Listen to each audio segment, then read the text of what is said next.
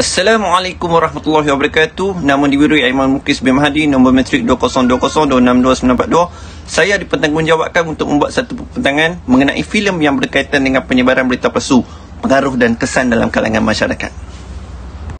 Penyebaran global wabak coronavirus yang bermula pada Disember 2019 di China adalah dipersalahkan atas peningkatan maklumat salah di Malaysia. Komuniti Malaysia terus takluk kepada penghantaran maklumat palsu, terutamanya dengan COVID-19 dan cerita lain, terutamanya mengenai pengembangan jualan dalam talian.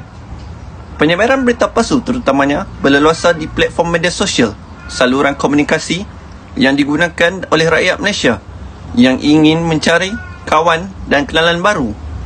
Seperti laman rangkaian sosial media menyediakan platform untuk individu dari semua latar belakang dan lapisan masyarakat untuk berkumpul dan berkomunikasi. Kebanyakan maklumat salah di media sosial berasal melalui platform pemesejan seperti WhatsApp, Twitter dan Telegram. Kita beralih ke definisi-definisi yang penting untuk kita ketahui. Pertama ialah penyebaran. Penyebaran adalah perbuatan atau proses menyebarkan sesuatu.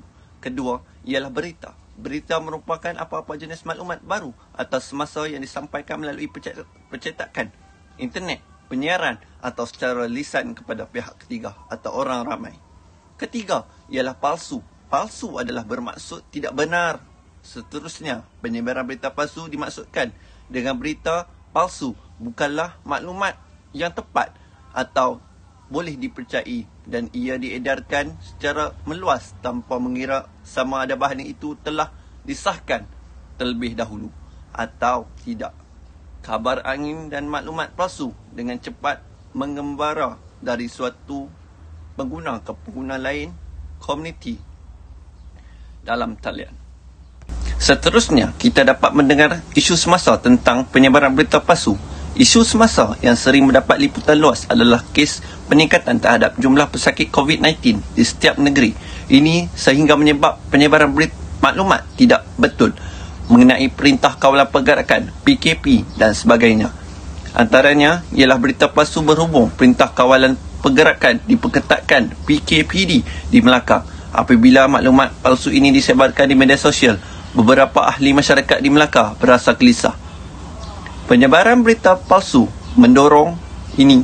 Menurut Isabel Leong dari Astro Abadi 2020, Menteri Kanan Pertahanan Datuk Seri Ismail Seri Yaakob menyatakan hanya 2 jurucakap kerajaan diberi kuasa untuk membuat pengumuman berhubung perkembangan Perintah Kawalan Pergerakan Pemulihan PKPP dan jangkitan COVID-19.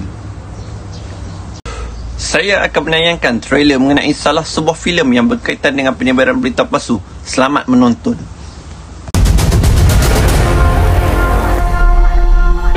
Dunia ini cuma ada 2 jenis manusia, yang dikawal dan yang mengawal. Kita bebas pemilihan. Ini abang buat semua untuk kita. Kenapa kau nak khianat negara ni? Abang kata nak restart balik Future Zero.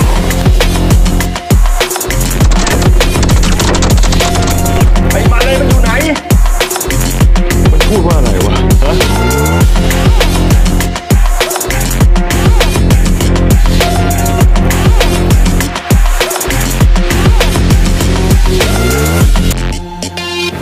Kau hacker eh? Aku rasa aku yang dah kena game. Aku tak boleh percaya dengan sesiapa pun sekarang. Korang buat aku macam budak-budak. Korang ni memang macam...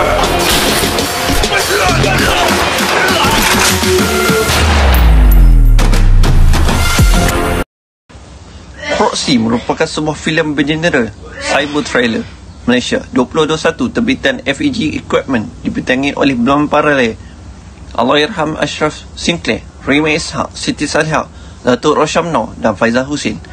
Filem ini ditayang mulai 18 Julai November 2021 di platform Astro First. Sebuah filem dengan kualiti jalan cerita yang segar, membawa kisah dunia hacker atau penggodam.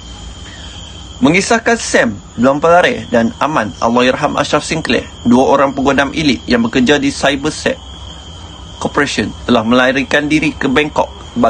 Bagaimanapun, Aman secara senyap-senyap telah menggodam platform keselamatan data MySoil tanpa pengetahuan Sam. Malahan, Aman bekerjasama dengan Eddie Senggita Krishnan Sami menjual data tersebut kepada kumpulan penjenayah yang dikenali sebagai Kerry di Bangkok. Tidak sekadar itu, Aman turut mencuri wang Kerry.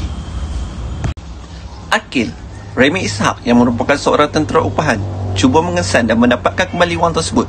Sementara itu, dua penyiasat Roy Faizal Hussein dan Remy Datuk Roshamno membekas Sam untuk disoal siasat. Sam kini dalam usaha mencari dalang sebenar di sebalik manipulasi data sensitif tentang Malaysia dan berusaha menyelamatkan maklumat rahsia kerajaan yang mampu mengancam keamanan dan kestabilan negara. Kita dapat lihat dalam filem Proxy. Proxy cuba menonjolkan kegiatan jenayah cyber yang berlaku di sekitar kita. Masalah jenayah cyber semakin menjadi-jadi, bukan sahaja di negara lain tetapi juga di Malaysia. Namun, data atau cyber dianggap paling penting dan perkara yang berkuasa. Sebagai contoh, sebuah syarikat atau negara boleh dimusnahkan begitu sahaja dengan tanggapan cyber yang bijak yang boleh mengakibatkan kerugian besar sumber kewangan. Pengarah menjelaskan kaedah itu mudah dan melibatkan melakukan jenayah cyber. Penyebaran maklumat palsu melalui internet atau media sosial memberi kesan buruk kepada masyarakat. Bukan sahaja jadi alam maya tetapi juga di dunia fizikal. Pertama, penyebaran maklumat palsu boleh menyebabkan orang gugup yang boleh membawa kepada kekacauan di dunia sebenar. Menurut David Saputra 2020, masyarakat tidak seharusnya secara automatik mempercayai maklumat yang diterbitkan sebelum mengetahui kebenaran. Ini kerana maklumat itu boleh menjejaskan kepercayaan terhadap individu, kumpulan atau negara dan boleh mengancam orang lain kerana ia boleh menimbulkan kebimbangan.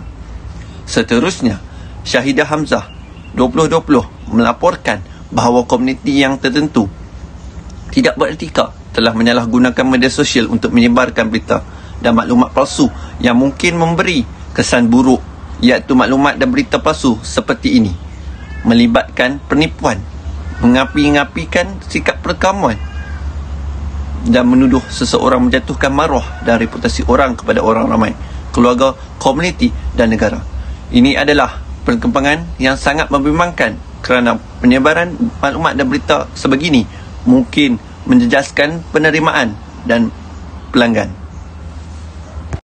Di samping itu, kajian Ika Rusdiani 2018 mengenai sama ada orang menerima atau tidak berita palsu mendapati berita palsu yang disebarkan melalui media dalam talian lebih berkemungkinan untuk dipercayai oleh pembaca hasil daripada pengaruh populariti dan pengulangan berskala besar. Apabila maklumat diulang berulang kali, ia akan cepat tersebar di internet. Walau bagaimanapun, ini berpotensi untuk meninggalkan pembaca dengan berat sebelah kognitif. Sebagai kesimpulan yang boleh saya buat, penyebaran berita palsu telah meningkat sebagai kesan langsung daripada kemunculan media sosial dan perluasan wabak COVID-19.